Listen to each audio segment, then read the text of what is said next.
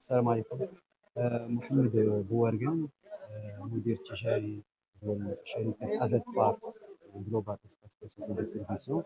جينا من الدار البيضاء لمدينة أكادير باش نحضروا في هذه الدورة التكوينية هنايا اللي تنظمها جمعية أفراد، وكذلك مجموعة من الجمعيات ديال موزعي قطع السيارات نيسان.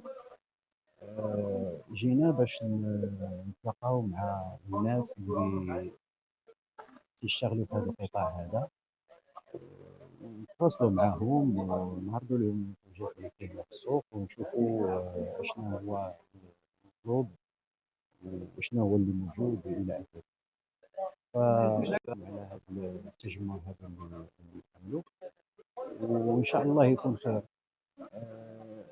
الملاحظه هو ان هناك اقبال كبير بالنسبه للناس اللي بغاو يعرفوا ويتبادلوا الافكار مع الناس